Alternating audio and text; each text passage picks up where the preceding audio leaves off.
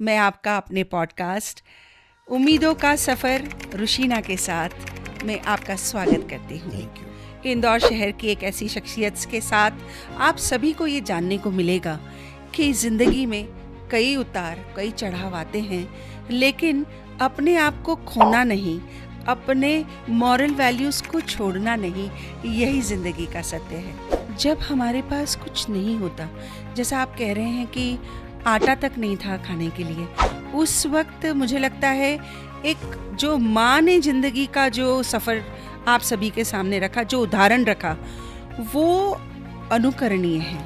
बहुत विकट स्थिति थी हमारी।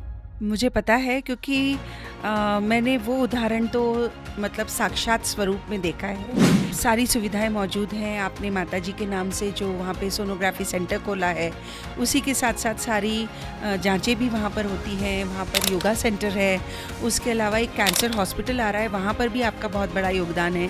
और उसके अलावा आपने शायद कुछ कंस्ट्रक्शन भी किया है, वो क्या है नरेंद्र भाई? कंस्ट्रक्शन में मैंने सिर्फ प्याऊ बनाई है, बाकी जी कोई कंस्ट्रक्शन मैंने नहीं किया है। जी उसमें प्याऊ मैंने इस टाइप की बनाई है कि अगर किसी मरीज को, किसी पेशेंट को, वहाँ पे रहने वालों को बिस्लरी का पानी नहीं खरीदना पड़े, उसको वहाँ पर एक्वागार्ड का फिल्टर पानी गर्म चाहिए गर्म मिलेगा, ठंडा चाहिए ठंडा चिल्ड मिलेगा, नॉर्मल चाहिए नॉर्मल। जी। उसमें हर तरह की मशीनें प्रोवाइड की है मैंने, चिल्ड पानी की, नॉर्मल पानी की, गर्म पानी की। किसी को बिस्लरी खरीद के बाहर नहीं जाना। जब आप कंस्ट्रक्शन लाइन में आए तो तब आप कंस्ट्रक्शन के बारे में कुछ जानते नहीं थे, तो क्या ऐसे लोग थे जिन्होंने कभी आपका मजाक बनाया, या ऐसे लोग थे जिन्होंने आपको कहा कि नहीं आगे बढ़, सब बढ़िया होगा? तो ऐसे हमें उनके नाम नहीं जानने, लेकिन ऐसा वक्त आता था तब आप अपने आप को कैसे संभालते थे? नमस्ते।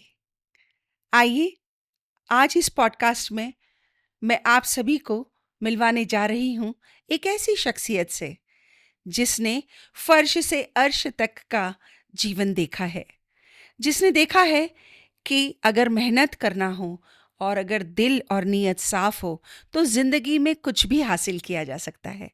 मेहनत का असली नाम है नरेंद्र कंधारी जी। मैं आपका अपने पॉडकास्ट उम्मीदों का सफ़र रुशीना के साथ मैं आपका स्वागत करती हूँ। Thank you. इंदौर शहर की एक ऐसी शख्सियत के साथ आप सभी को ये जानने को मिलेगा कि ज़िंदगी में कई उतार कई चढ़ाव आते हैं, लेकिन अपने आप को खोना नहीं, अपने मॉरल वैल्यूज़ को छोड़ना नहीं, यही ज़िंदगी का सत्य है। तो मैं आपसे पूछना चाहूँगी नरेंद्र भाई कि आपने ज़िंदगी की शुरुआत जो की, जैसा कि मुझे पता है माता-पिता विभाजन के बाद इंदौर आए, तो वो ज़िंदगी की शुरुआत कैसी थी? मैं नरेंद्र कंधारी, मेरा जन्म इंदौर में ही हुआ है। जी। 1955 में मेरा जन्म हुआ है। मेरे जन्म के कुछ समय बाद 1965 में मेरे फादर का देहांत हो गया। उस टाइम हमारे घर की स्थिति इतनी गत थी कि भगवान किसी को नहीं दिखा है। जी। हम बहुत गरीब परिस्थिति में थे। हमारे घर के डब्बे में फादर के टाइम में मर गए थे तो आटा भी नहीं था। ओह! हमारी माँ ने कपड़े सी के रेडीमेड के और हमको आगे पढ़ाया लिखाया और आगे बड़ा किया हमको। आपके परिवार में कौन-कौन था तब? हम 4 भाई हैं। जी। तो मैं तीसरा नंबर हूँ। महेश कंधारी बड़े भाई हैं, अशोक कंधारी बीच में से बड़े हैं। मैं नरेंद्र कंधारी, मेरा छोटा भाई दिलीप कंधारी, कंधारी झूले वाले के नाम से इंदौर शहर में काफ़ी नाम और काफ़ी इज्जत कमाई है और काफ़ी अच्छा काम किया है। जी। अ, जब हमारे पास कुछ नहीं होता, जैसा आप कह रहे हैं कि आटा तक नहीं था खाने के लिए, उस वक़्त मुझे लगता है एक जो माँ ने ज़िंदगी का जो सफ़र आप सभी के सामने रखा, जो उदाहरण रखा, वो अनुकरणीय है। बहुत विकट स्थिति थी हमारी। माँ कपड़े सीती थी, मैं रेडीमेड के कपड़े जुनी इंदौर भाट मोहल्ले से लेकर राजवाड़ा जाता था पैदल पैदल, और वहाँ से कुछ पैसे लेकर आता था जिससे हमारा घर चलता था। देखिए, आज जो साहिल एम्पायर जिसे हम सभी जानते हैं, उस एम्पायर को खड़े करने में जो नींव है, वो नरेंद्र भाई हैं। लेकिन उसी के साथ-साथ उन्होंने जो ज़िंदगी में कमियाँ देखी, उससे जीवन के कई उतार-चढ़ाव और जीवन के कई फ़लसफ़ों को जिया भी है। मैं जानना चाहूँगी कि उस वक़्त जब आप सब जगह अपनी थैलियाँ बेचने जाते थे, तब आपके मन में क्या विचार आता था? क्या सोचते थे आप कि मैंने अपनी लाइफ काम की स्टार्ट 1970 में की है। सड़क पे बैठ के मैंने, इनाम के पत्ते होते थे उस ज़माने में टिकली वाले, वो मैं पत्ते बेचता था एक एक नए पैसे में। फिर मैंने दिवाली में, दशहरे में मैंने पटाखे की दुकान डाली, सड़क पे बैठ के बोरी के ऊपर पुरानी चादर पे एक खोखा होता था आम का, जी। उस पे पटाखे रख के बेचता था मैं, दशहरे से लेके दिवाली तक। ओह! उस पैसे से हम चारों भाइयों के कपड़े आते थे और ये हम लोग दिवाली मनाते थे। ओह! मतलब ये है कि जीवन की शुरुआत ही इतनी कड़ी धूप से गुज़री है कि उस कड़ी धूप को जानकर कहीं छाँव का, कहीं साया किसी का ना मिला। लेकिन उसके बावजूद चलते रहने की प्रेरणा आपको अपनी माताजी से मिली।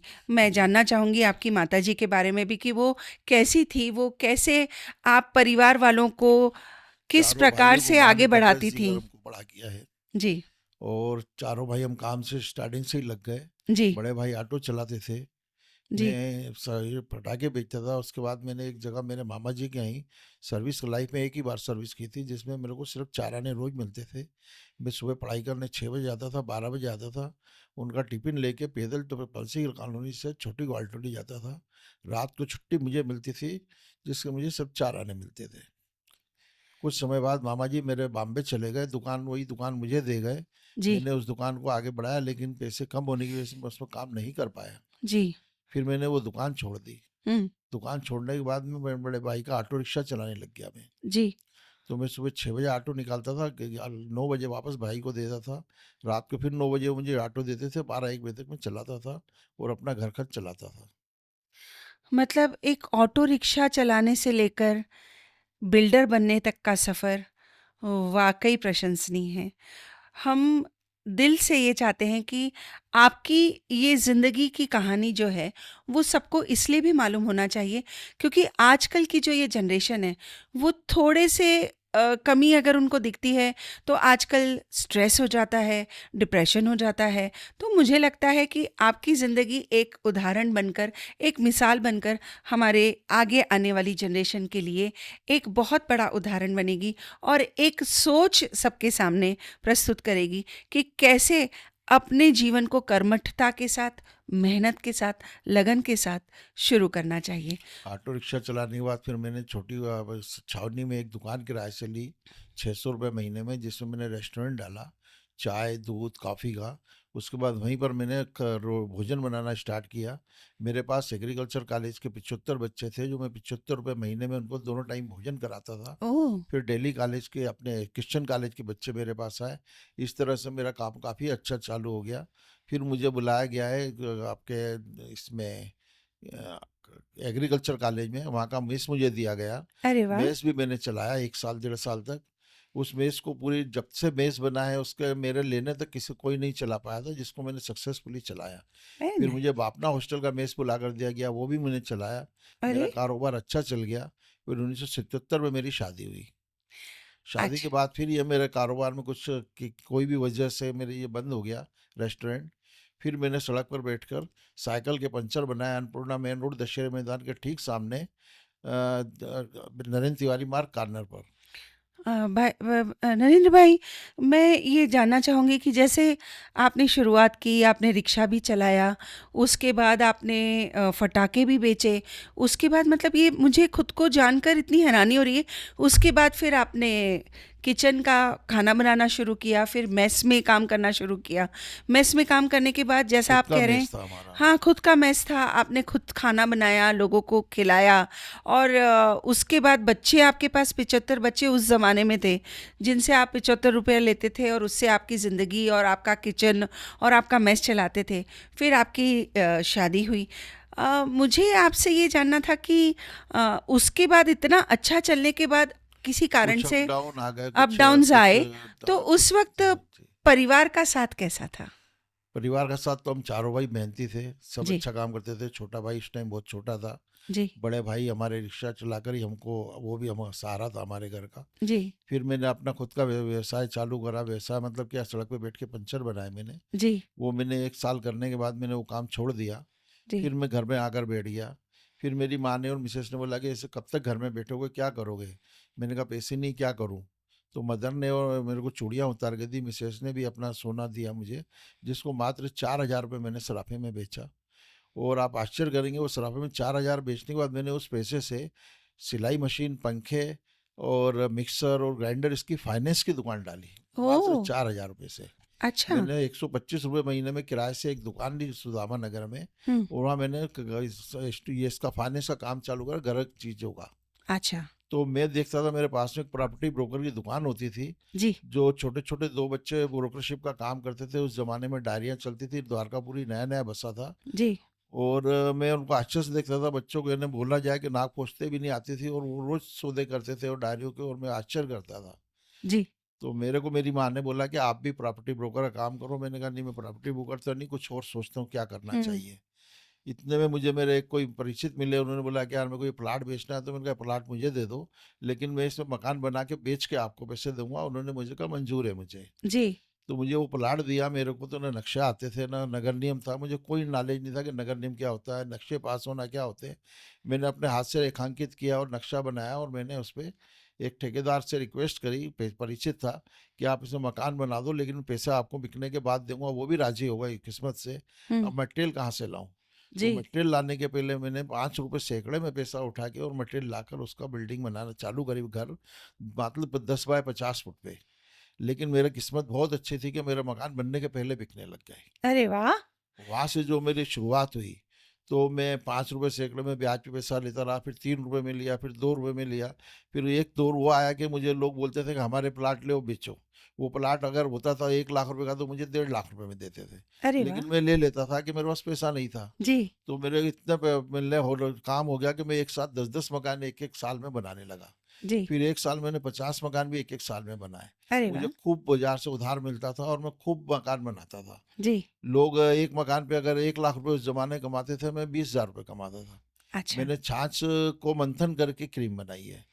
तो लोगों ने साल में 2 मकान बनाए, मैंने साल में 20 मकान बनाए। अरे मैंने वाह! सुदामा नगर अन्नपूर्णा रोड पे करीब 500 मकान बनाकर बेचे। अरे वाह! मुझे लगता है कि ये जो आपकी शुरुआत थी और लोगों ने जो आपके ऊपर भरोसा किया, उसके लिए आपकी हिम्मत, आपका जज़्बा और जुनून, ये वाक़ई काबिल-ए-तारीफ़ है। मैं ये जानना चाहूँगी कि जब आपने ये प्लॉट लेकर बेचना शुरू किया, तो परिवार की स्थितियों में काफ़ी बदलाव आया होगा। तो उसके क्या उस वक़्त हमारी जो सोच थी कि अच्छा काम करके आगे बढ़ना है, वो ही थी या उसके अलावा क्योंकि आपने उस दौरान जब आप देखिए किस्मत तो थी लेकिन आपकी मेहनत के टीका लगे बगैर, वो किस्मत का चेहरा सुधरने नहीं वाला नहीं, था। 10 साल में मुझे मुझे मेरे बेटे का साथ मिल गया। जी, मैं खुद 8वीं फेल हूँ, मैंने पढ़ाई नहीं की। मेरे बेटे ने भी 10वीं पास करके मेरे साथ हो गया। जी, तो हम एक और एक 11 हो गए। और बिल्कुल। बेटे ने भरपूर मेहनत करी, जी, और उसके बाद हमारा काम चलता ही गया। कभी हमने पीछे मुड़ के पलट के नहीं नहीं देखा। देखा। ये सच्चाई है कि जो हमारे शहर में आज भी लोग अति विश्वास करते हैं, और पहले भी अति विश्वास करा। हमने आज तक, हमें याद नहीं कि हमने किसी का 1 रुपया भी रोका हो या नहीं दिया हो। जी, ये हो सकता है कि बीच में स्लेक आया तो हमने पैसा लेट दिया, लेकिन कभी किसी से नजरें नहीं चुराई है। किसी के पैसे को ये नहीं बोला कि हम आपको नहीं देंगे, हम आपको 1 रुपए के 75 पैसे देंगे। हाँ, हाँ। अभी क्रेडाई में आपके बेटे का कोई पोज़ीशन अभी मेरे है? बेटे को बोर्ड मीटिंग में लिया है खेड़ाई में। ये बोर्ड बड़े मीटिंग। खुशी की बात है मेरे लिए। जी, जी, जी। मुझे लगता है आपने जो उस जीवन देखा है, उसके हिसाब से आपके बेटे का इतनी बड़ी पोस्ट पर पहुँचना वाक़ई प्रशंसा के लायक है और उसी के अलावा आपका बेटा, आप और पूरा परिवार वाक़ई बधाई के पात्र हैं। और मैं एक बात ज़रूर कहना चाहूँगी आपकी इस पूरी जीवन शैली को देखकर कि सता रहा है ज़माना तो हमारे साथ चलो, है रोशनी की तमन्ना तो हमारे साथ चलो, हम करेंगे हर दिल में परिवर्तन, है उम्मीद तुम्हें तो हमारे साथ चलो। बहुत-बहुत बधाई हो आपको और इस पल को भी मैं बहुत अच्छा मानती हूँ क्योंकि आज जो हम बैठकर बात कर रहे हैं, उसमें जो आने वाला कल है, उसके लिए आप क्या सोचते हैं? हमारा जो ये यूथ आ रहा है क्योंकि ये बहुत बदला हुआ है, इसको जेन ज़ी बोलते हैं आजकल और जनरेशन ज़ी, तो ये आजकल इनके पास सब ऑटोमेटिक चीज़ें हैं, इनके पास सभी गैजेट्स हैं, इनके पास सुविधाएँ आपको जो सुविधाएँ मिली उनसे कहीं बहुत आगे है। तो आपको क्या लगता है कि इन बच्चों के लिए क्या ऐसी 2-3 प्रेरणादायक बातें हैं जो कि उन्हें फ़ॉलो करना चाहिए जिससे सक्सेस उनके कदम छूमें? मैं बताना चाहूँगा ये कि जैसे हमारा काम अच्छा चला, हमारी जहाँ मैं पंचर बना था वहीं पर मैंने अपनी बिल्डिंग बनाई, रूफ टावर। अरे और वाह! उस ज़माने में क्या दशहरा मैदान में मुरारी बापू की कथा का आयोजन हो रहा था। हाँ, तो कुछ एक दो कारें उतरी और उससे कुछ लोग उतरे, समाज, जैन समाज, अग्रवाल समाज के। बोला भाई ये बिल्डिंग किसकी है? मैंने कहा मेरी बिल्डिंग है। बोला कि हमको इसमें कुछ आप दुकान नीचे ऑफिस खोलना है, मुरारी बापू की कथा है। जी। मैंने कहा आप ले लीजिए। बोला आप क्या किराया लेंगे? मैंने कोई किराया नहीं लूंगा, कि भगवान ने मुझे स्टेब्लिश कर दिया था। मतलब आपने कोई किराया कुछ नहीं भी लिया? नहीं। उन्होंने बोला आप इसका बिजली का बिल लेंगे? मैंने कहा वो भी नहीं लूंगा मैं। जी, तो उन्होंने दुकानें देखी करी, बोला कि इसमें टाइल्स नहीं है। मैंने कहा मैं लगवा दूंगा टाइल्स। जी। कब है कथा? बोला अभी 3 महीने का समय है। अच्छा। तो मैंने कहा ठीक है। फिर बोले हमें ऊपर देखना है बिल्डिंग। ऊपर देखी, ऊपर भी बिल्डिंग मेरी कल टाइल्स वगैरह कुछ नहीं लगी थी, प्लास्टर कलर हो चुका था। हुँ। बोला अगर आप 3 महीने में ऊपर भी हमारे को तैयार कर दे तो हम साधु संत रहेंगे इस पे। अच्छा, हाँ। तो मैंने कहा मैं 3 महीने में रेडी कर दूंगा। बोले आप कैसे करेंगे? मैंने कहा मेरा लुकआउट है। तो जी, बोला आप क्या टाइल्स अमाउंट वगैरह कुछ आपको, आप एडवांस ले लीजिए। मैंने कहा मैं नीचे ऊपर कोई भी किराया नहीं लूंगा। और मैंने उनको पूरी बिल्डिंग 3 महीने में तैयार करके साधु संतों के लिए और नीचे ऑफिस के लिए दी। और कुछ भी उनसे नहीं लिया। ये कोई मतलब मैंने कोई अच्छा काम किया, सिर्फ जचाना बताना नहीं चाहिए। जी। लेकिन ये बच्चों के लिए देना चाहता हूँ, अगर अपने कुछ भगवान ने दिया है हुँ। तो अपने को भी आगे समाज के लिए कुछ करना चाहिए। जी, उसके बाद फिर इंदौर में सैयदना साहब की कथा थी आज से 15 साल पहले। जी। तो मेरे मेरे बेटे को बोला कि बेटा ये वहाँ कथा है, और हमारी बिल्डिंग बन रही थी 140 स्कीम में। अच्छा। तो मेरा बेटा बोला इतनी दूर वो लोग रहने नहीं आएंगे। मैंने कहा अपन सोचते हैं आएंगे कि नहीं आएंगे। जी, तो मेरे को बेटे को बोला कि अपने को क्या करना है, देना चाहिए? बोला पापा देना चाहिए। जी, मैंने राजा महितुर वाले को फ़ोन लगाया कि मेरे पास एक क्लास के 3 बेडरूम के 50 फ्लैट रेडी हैं, जी। तो आप, मैं उनको देना चाहता हूँ। तो वो आए, उन्होंने उनकी मिसेज के साथ में देखा, उनको बहुत अच्छा लगा। उन्होंने खंबाती जी को बुलाया, उन्होंने भी देखा। तो बोले कि 50 फ्लैट हमको दे दो, अरे हम वाह! आपको पर फ्लैट 10,000 रुपये किराया देंगे। मैंने कहा मैं एक पैसा भी नहीं लूँगा। अरे वाह! तो बोले हमें लाइट के पैसे देंगे। मैंने कहा मैं वो भी नहीं लूँगा। तो उनको इतना अच्छा लगा कि उन्होंने मेरे यहाँ ऑस्ट्रेलिया, न्यूजीलैंड, पाकिस्तान सब दूर के लोग ठहरे वहाँ पर। और मैंने उनके लिए चाय नाश्ते की व्यवस्था करी, तो वो नाराज़ हो गए। फिर चाय नाश्ता उन्होंने रखा, जी, और मैंने उनके लिए ये कुछ करा। तो मैं समाज सेवा काम में भी काफ़ी अग्रणी हूँ। जी। आज मैं पिछले इतिहास में शायद ऐसा नहीं है कि मैं 26 साल से समाज का अध्यक्ष हूँ। इंदौर के कंधारी इतिहास में समाज ऐसा के। नहीं होगा। जी, जी। कंधारी समाज का। जी, जी, अभी मैंने कैंसर अस्पताल भी अपने, जी। कैंसर अब अपने हॉस्पिटल। हॉस्पिटल के पीछे हुँ। चमेली देवी अस्पताल में मेरी मदर के नाम से फिजियोथेरेपी, सोनोग्राफी का पूरा रूम बनाया है। जी, अभी कैंसर अस्पताल में भी मेरा काफ़ी साथ में उनके लगा हुआ हूँ। जी। आगे भी मेरी इच्छा है कि मैं कैंसर अस्पताल में और आरएसएस के साथ मिलकर समाज सेवा के बहुत काम करूँ। अ, मुझे पता है क्योंकि मैंने वो उदाहरण तो मतलब साक्षात स्वरूप में देखा है। सारी सुविधाएँ मौजूद हैं, आपने माताजी के नाम से जो वहाँ पे सोनोग्राफ़ी सेंटर खोला है, उसी के साथ-साथ सारी जाँचें भी वहाँ पर होती हैं, वहाँ पर योगा सेंटर है, उसके अलावा एक कैंसर हॉस्पिटल आ रहा है, वहाँ पर भी आपका बहुत बड़ा योगदान है और उसके अलावा आपने शायद कुछ कंस्ट्रक्शन भी किया है। वो क्या है नरेंद्र कंस्ट्रक्शन भाई? में मैंने सिर्फ प्याऊ बनाई है, बाकी जी, कोई कंस्ट्रक्शन मैंने नहीं किया है। जी, उसमें प्याऊ मैंने इस टाइप की बनाई है कि अगर किसी मरीज को, किसी पेशेंट को, वहाँ पे रहने वालों को बिस्लरी का पानी नहीं खरीदना पड़े, उसको वहाँ पर एक्वागार्ड का फिल्टर पानी, गर्म चाहिए गर्म मिलेगा, ठंडा चाहिए ठंडा चिल्ड मिलेगा, नॉर्मल चाहिए नॉर्मल मिलेगा। जी। उसमें हर तरह की मशीनें प्रोवाइड की है मैंने, चिल्ड पानी की, नॉर्मल पानी की, गर्म पानी की। किसी को बिस्लरी खरीदने बाहर नहीं जाना पड़ेगा। कितनी बड़ी बात है जब हम लोग बहुत छोटे थे उम्र में तब हम किसी के भी घर जाते थे तो पानी पिला दिया जाता था और कहीं अनजान व्यक्ति से भी पानी मांगते थे तो मिल जाता था।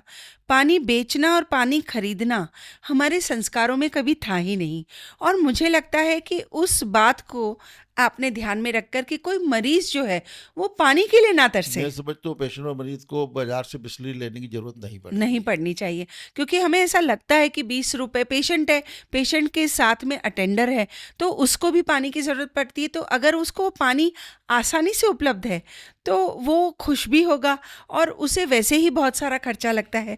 उसके अंतर्गत अगर आपने ये एक अलग ऊपर जगाई है। थर्मस भर के भी ले जा सकते हैं, ऊपर 5-5 लीटर पानी भी ले जा सकते हैं। हाँ, तो ये 5 लीटर का पानी ले जाना और उस पानी को सेव करना, वेस्ट नहीं होने देना और उसी के साथ-साथ पानी एक प्याऊ जो है वो परमानेंट हो गई जी। और वो परमानेंटली वहाँ पर जितने भी पेशेंट होंगे, जितने अटेंडर्स होंगे, उनको सबको मिलेगा।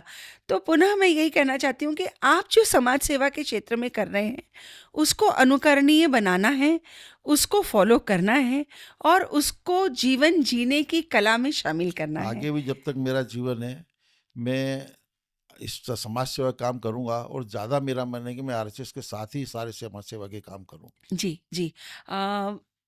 संघ का जो अ, सोच है उसको आप अपने पूरे जीवन शैली में ढाले हुए हैं। तो मुझे ऐसा उसकी लगता है। वजह है कि संघ में जो भी हम काम करते हैं, अगर कहीं हम आगे 1 करोड़ रुपया हम कहीं दान करते हैं, तो वो 1 करोड़ का वहाँ पर 75 लाख रुपए में एग्ज़ाम्पल खर्च होता है। या 1 करोड़ रुपए 2 करोड़ के काम करते हैं। जी, यहाँ जी। इतने अच्छे तरीके से उसका खर्च किया जाता है, उसको चलाया जाता है। आज अस्पताल भी बना है तो देखने लायक अस्पताल है और कितने कम रेट में वहाँ पर सेवा होती है। जी, बिल्कुल। तो जो सी सेवा का भाव है और मानव के लिए मतलब अंतिम व्यक्ति जो है उस तक पहुंचना चाहिए हमारा स्वभाव, हमारा मन और हमारी सेवा। उस बात को कायम रखते हुए आप जो कार्य कर रहे हैं, वो वाक़ई प्रशंसनीय है और दिल में उतरता है। क्योंकि ऐसी बातें आपसे मैं ये कहना चाहूँगी कि ये जो पॉडकास्ट है मैं इसीलिए करना चाह रही हूँ क्योंकि ऐसे व्यक्तित्व को जानना, शहर जाने, मध्य प्रदेश जाने, पूरा हिंदुस्तान जाने कि एक ऐसा व्यक्ति है जो अपनी पीछे एक पूरा कुनबा लेकर चल रहा है, जो सेवा के भाव में निहित है और साथ ही साथ आगे बढ़ते हुए आपके साथ जो मैंने सबसे बड़ी बात देखी है, वो ये देखी है कि आपको किसी भी बात का घमंड नहीं है क्योंकि पैसा आने के बाद लोगों में बदलाव आ जाता है और साथ ही साथ व्यवहार बदल जाता है, बात करने का अंदाज बदल जाता है, सोच बदल जाती है, लेकिन उसमें से आप में कुछ नहीं बदला। तो जब कुछ नहीं बदला और आप आज भी ज़मीन से जुड़े हैं, तो ये बात, ये कहानी सब तक पहुंचनी बहुत ज़रूरी है। तो मैं मैं 10 आपसे। बाय 50 के मकान बनाता था स्टार्टिंग में। जी, आज शहर में मध्य प्रदेश की सबसे बड़ी बिल्डिंग मैं बना रहा हूँ, 22 फ्लोर की, 20 फ्लोर की। जी, अभी मैंने ऐसी बिल्डिंग बनाई है इंदौर शहर में स्टार चौराहे पे, जिसका मैंने इंडिया में सर्वे कराया है। जी, एक ही प्लाट में फ्लैट से फ्लैट की दूरी 53 फुट है, जो कि जी। इंडिया में कहीं भी नहीं है। ओह! तो ये शहर को मैं कुछ अच्छी चीज़ें भी देना चाहता हूँ और आगे भी देता रहूँगा। जी, ऐसा काम करूँगा जो शहर में एक मिसाल बने। अभी जो मेरी पास में दूसरी बिल्डिंग बन रही है, एक साइल ग्रेड बन रही है, जिसके फ्लैट से फ्लैट की दूरी 53 फुट और 33 फुट है, जो कि ऑल इंडिया में नहीं है। उसके अरे पास वाह! में जो मेरी बिल्डिंग बन रही है, उसमें 2 फ्लोर की शॉप के बाद 3 फ्लोर पार्किंग, मतलब 5 फ्लोर तक पार्किंग है। 6 फ्लोर पर गार्डन और जिम्नेशियम है, 7 फ्लोर से रहवास चालू है। अच्छा, ये भी एमपी की पहली ऐसी बिल्डिंग है अच्छा, जिसमें 7 फ्लोर से रहवास चालू हो रहा है। मैं अच्छा। आगे भी इंदौर शहर के लिए कुछ और ही अच्छा करना चाहता हूँ जी। और हो सकता है कि मैं आगे कुछ ऐसी चीज़ इंदौर में दूँ जो एमपी के लिए ये 2 मिसालें आगे और अच्छी, इससे भी अच्छी मिसाल बने। अरे वाह! क्या बात है। मुझे लगता है कि इंदौर के शहरवासियों को जो 22 फ्लोर की जो बिल्डिंग बन रही है, उसे देखने भी जाना चाहिए और साथ ही साथ जब वो बन जाए, तब मुझे ऐसा लगता है कि उसके बारे में और भी जगह बात होनी चाहिए। सोशल मीडिया पर उसके बारे में बात होनी चाहिए। चुके हैं बेस्ट बिल्डर का। जी, नितिन गडकरी जी मुझे बेस्ट बिल्डर का पुरस्कार दे चुके हैं। जी, रेल मंत्री यादव जी मुझे दे चुके हैं। जी। तो आगे भी मैं चाहूँगा कि मैं इससे भी अच्छा काम करूँगा, एक बार मेरे को पीएम भी पुरस्कार दें। अरे वाह! क्या बात है। मुझे आपसे पूछना था कि परिवार में बेटे के अलावा और कौन-कौन है आपके? मेरा पोता है, जी, एक बेटा, एक पोता है और पोता भी मेरे साथ 1 साल से कंधे से कंधा मिला के हमारे साथ काम बिल्डिंग कर बना रहा है। जी। उसने अभी अपनी खुद की नई बिल्डिंग बनाई है, अरे वाह! शंग्रीला के नाम से। अच्छा। और मात्र आप आश्चर्य करेंगे, 1.5 साल में 100 फ्लैट की बिल्डिंग उस बच्चे ने बनाई है। पीछे हमारा हाथ है, गैंग हमारी है, हाँ, लेकिन हाँ। पूरे मन से वो बच्चा काम कर रहा है। तो अब 3 पीढ़ी इस काम में हो गई है। क्या बात है!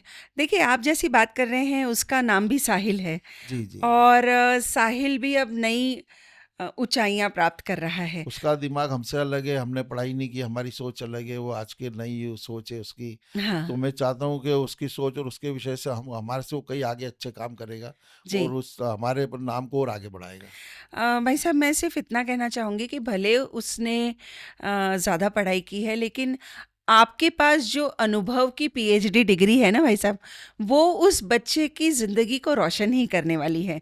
क्योंकि आपने इतने बड़े अंधेरे में एक लौ जलाकर अपनी माँ की जो प्रेरणा थी, उसको आगे जो बढ़ाकर जो काम किया है और जो मिसाल इस शहर में कायम की है, वो लाजवाब है। मेरी माँ और मिसेस का मेरे को साथ नहीं होता तो आज मैं यहाँ तक नहीं पहुँच पाता। नहीं, मैं वही कह रही हूँ, एक महिला के लिए अपने गहने बेचना, एक माँ के लिए अपनी चूड़ियाँ दे देना, ये कोई आसान सफ़र नहीं है।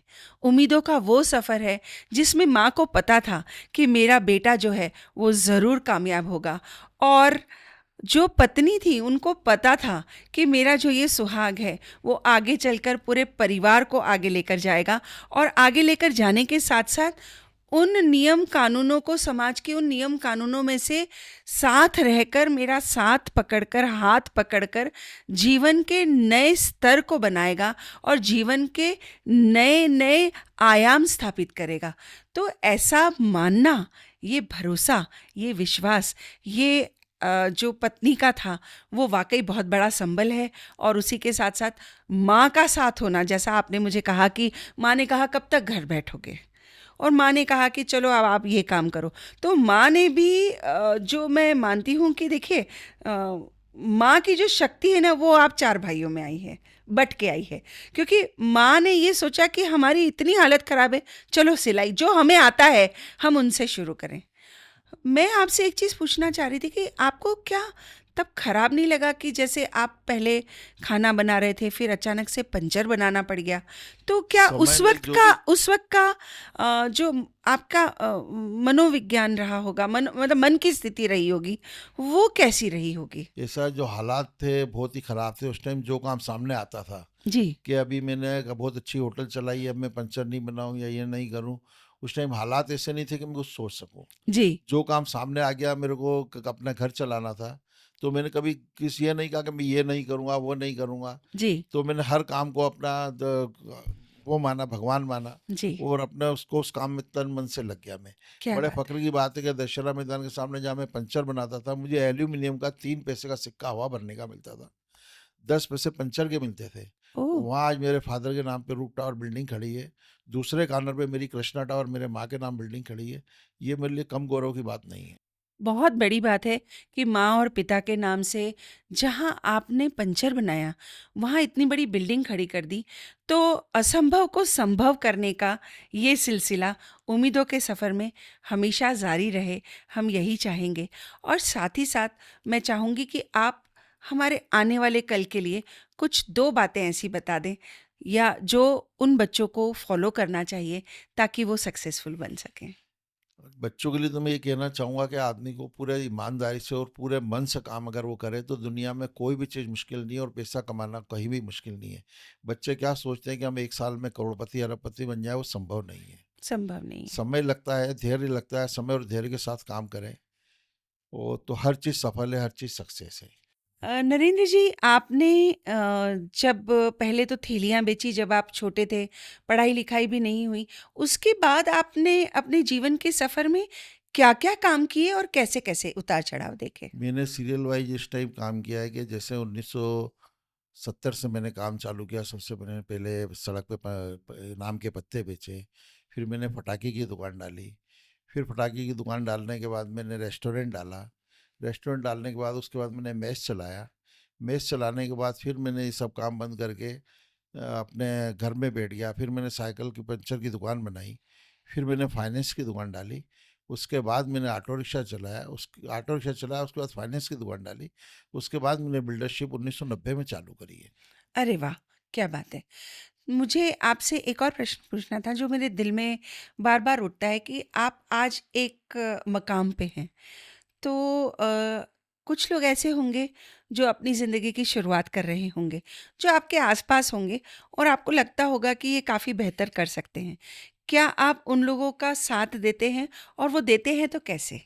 नहीं, मेरे पास कई तरह के लोग आते हैं, कुछ ऐसे लोग भी आते हैं जिनकी मदद करना होती है और मैं देखता हूँ कि रियल में वो ज़रूरत है, ज़रूरतमंद है। तो हम किसी को बताए बगैर वो भी करते हैं। जी, और कुछ इस टाइप के आते हैं जो अच्छे घरों के बच्चे होते हैं, जो हमारे साथ काम सीखना चाहते हैं, जी, उनको भी हम आगे बढ़ाते हैं काम सिखाने के लिए। जी, उनको हम कोई पैसा नहीं देते हैं, लेकिन वो आके काम सीख के हमारे जाते हैं, और कई लोगों ने अपनी खुद की बिल्डिंगें मकान बनाना चालू कर दिए। जी, तो जी, मेरे पास कोई भी आता है, मैं उसे निराश नहीं करता हूँ। जी, बिल्कुल।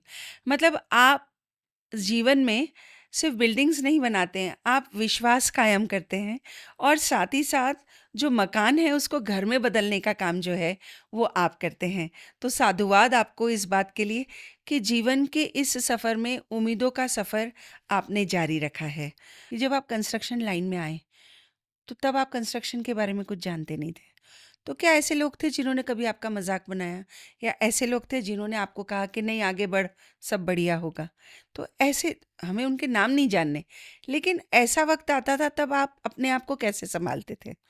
ये। नहीं, काम तो देखिए मेरे को तो एबीसीडी नहीं मालूम थी कि मकान क्या हुँ, होता है, नक्शा क्या होता है, हुँ, नगर नियम क्या होती है, नक्शा क्या पास होता है। हुँ, समय के साथ अपने आप में सीखता गया। हुँ, मैंने पहला जो मकान बनाया अपने हाथ से ड्राइंग करी, नगर नियम से नक्शा पास नहीं कराया। जब मैं उसको बेचने गया तो बोले कि हमें लोन कराना है, नक्शा क्या है? मैंने कहा नक्शा क्या है? मुझे नहीं आइडिया। हुँ। तो उस टाइम दीवान फाइनेंस होता था, बगैर नक्शे के उसके करता था। तो सुदामा नगर में वैसे भी नक्शे पास नहीं होते थे, नगर नियम नहीं होती। मेरी स्टार्टिंग सुदामा नगर से है। अच्छा, तो मैंने काफ़ी मकान तो अपने हाथ से ड्राइंग और अपने हाथ से करके 20-25 मकान बना के बेचे। अच्छा। बाद में मैंने इंजीनियर रखा, बाद में मैंने इंजीनियर से नक्शे बनवाए, फिर मैंने वेद कॉलोनी में काम मकान बना के बेचे। हुँ, पहले ज़माने में अवैध और वैध नहीं होता था। हुँ। उस ज़माने में आप जिस कॉलोनी में मकान बना रहे हैं, फाइनेंस भी हो जाते थे। जी, दीवान फाइनेंस कंपनी ऐसी थी कि उसको नक्शे पास हो नहीं, वो फाइनेंस करती थी। फाइनेंस करते थे। फिर मैंने वेद कॉलोनी में चालू करा, अवैध में काम बनाना कर दिया। पहले मैंने सुदामा नगर में काफ़ी मकान बना के बेचे। अच्छा, वहाँ नक्शे की ज़रूरत नहीं होती थी। नहीं मैं होती। इंजीनियर भी नहीं रखता था। अब मैं बगैर इंजीनियर के काम भी नहीं कर सकता हूँ। जी, विज़न मेरा ज़रूर होता है, लेकिन सपोर्ट इंजीनियर बगैर काम नहीं होता है। नहीं होता है। जी, अभी मेरे पास बॉम्बे के इंजीनियर भी हैं, अहमदाबाद के इंजीनियर भी हैं, मेरे साथ काम करते हैं। जी। क्या बात है! तो पहली चीज़ ईमानदारी के साथ, लगन के साथ, मेहनत के साथ, सही डायरेक्शन में मेहनत करो तो सफलता ज़रूर मिलेगी। और दूसरी चीज़ instant coffee, instant Maggi, instant life को मत बनाइए। आपको जीवन को पूरी तरीके से जीने के लिए आप बस मेहनत का दामन पकड़िए और आगे बढ़ते जाइए। राह में कांटे ज़रूर मिलेंगे, लेकिन पाँव भले छलनी हो, लेकिन अपने लक्ष्य को नहीं भूलना है, आगे बढ़ना है, खूब खुशियों के साथ, पूरे परिवार के साथ आगे बढ़कर ज़िंदगी को कुशल बनाना है, खुशहाल बनाना है और बहुत ही परिवार के साथ सुखमय ज़िंदगी को जीना है। यही बात हमारे बीच में आदरणीय नरेंद्र कंधारी भाई बता रहे हैं और उसी को हम सभी को मानना, जानना, समझना और पहचानना होगा। क्योंकि आजकल के बच्चे छोटी-छोटी बातों में हम डिप्रेशन का शिकार हो जाते हैं। छोटी-छोटी बातों में उनको काम करना है, उनको पैसा कमाना है, लेकिन अचानक से उनको गाड़ियाँ भी चाहिए, उनको बहुत बड़े-बड़े फ्लैट्स भी चाहिए, उनको बहुत अच्छे बच्चों को अपने बच्चों को बहुत बड़े स्कूल्स में भी पढ़ाना है। लेकिन ये सब एकदम नहीं हो सकता। तो कुछ पाकर खोना है, कुछ खोकर पाना है। ज़िंदगी का ये फ़लसफ़ा जो है, वो जीते जाना है। तो मैं यही कहूँगी आज के इस पॉडकास्ट में कि नरेंद्र कंधारी जी के जीवन से हम यही सीखते हैं कि जीवन में सब कुछ अच्छा-अच्छा ही नहीं होता। कई बार कुछ बुरा भी होता है, पर उस बुरे को छोड़कर हिम्मत, आत्मविश्वास और जुनून के साथ जो काम मिले उसको भगवान मानना है करना और है। आगे बढ़ते जाना है। तो इस पॉडकास्ट के लिए आप इस पॉडकास्ट को ज़रूर फॉलो करें। नरेंद्र कंधारी जी के जीवन को, इस परिचय को अपने साथ गुनें और साथ ही साथ आप ये मानें कि अच्छाइयों की कोई पाकती तिथि नहीं होती। अच्छाइयाँ हमेशा हमारे जीवन को सुंदर और सफल बनाती है। ऐसा सरल व्यक्तित्व हमारे साथ उम्मीदों का सफ़र के इस पॉडकास्ट में मौजूद हैं। मैं आपको मेरी ओर से बहुत-बहुत धन्यवाद देना चाहूँगी। मैं चाहूँगी आप सभी से कि कृपया कर इस पॉडकास्ट को फ़ॉलो करें और ज़िंदगी के फ़लसफ़े को जानें उम्मीदों के सफ़र के साथ। जी, बहुत-बहुत थैंक यू। धन्यवाद।